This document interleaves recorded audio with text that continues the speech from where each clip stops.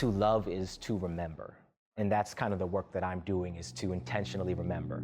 That's Eric Reynolds.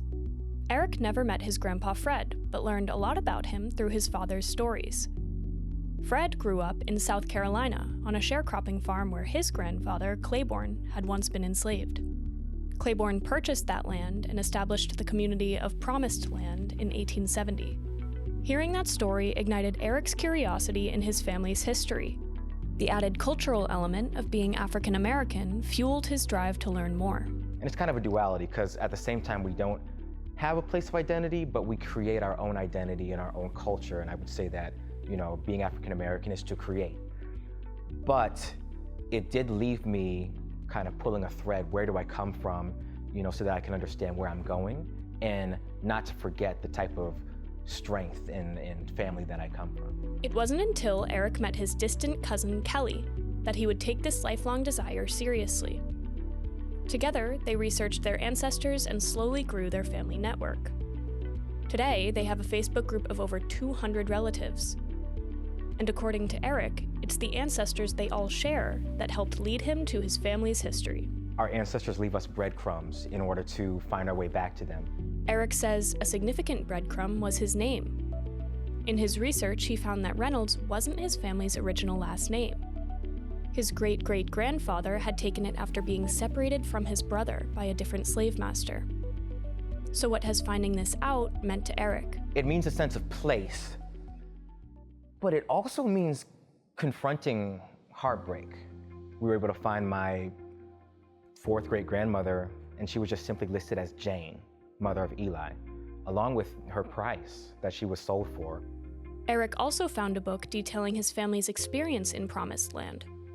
And one story about his relative, Eli, stood out to him. I was actually able to read the transcript of his words when he was summoned to court because he was denied being able to vote.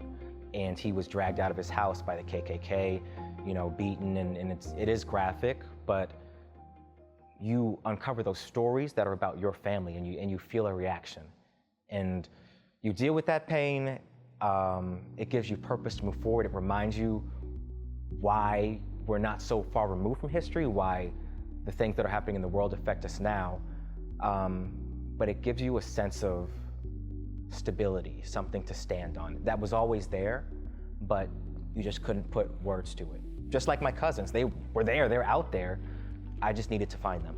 Eric has now developed a lecture with the History Center about his experience researching his family, which is titled 1780 to 2025 Reclaimed, a child of that next day. When I say, a child of that next day and my family reclaimed, it's really thinking about what are all the steps, all the stones, all the breadcrumbs that led to me being exactly where I am today. And it's important to recognize that, otherwise you have no sense of direction.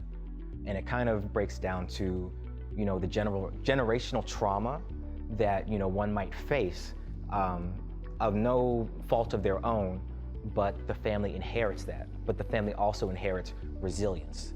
So you have these struggles, but you reclaim them as well. Eric is presenting that lecture on Thursday, February 20th at 7 p.m. What he hopes his audience takes away is the motivation to research their own families. However, he says the process of gathering this information was not always easy.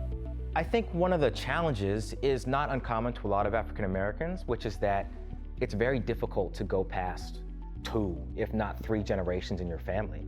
And mainly that's because in the census, African Americans weren't required to be incorporated until like 1780. And anywhere beyond that, the names start to turn into numbers, and it's very hard to identify where your family comes from. Names on a page are a luxury. Not everyone has that.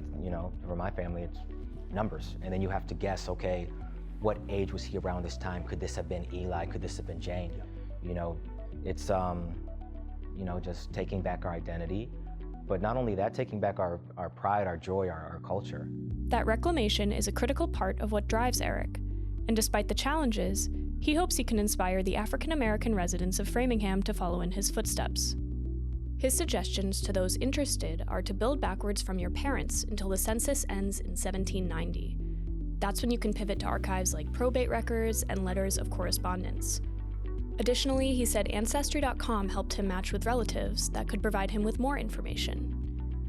Ultimately, he says community is key to this process and to utilize yours when conducting research. We have to fight to make sure our stories are not erased because our stories are us. They are our family. And something as simple as saying that they don't exist is doing active damage. And if you buy into that, it's harmful and hurtful.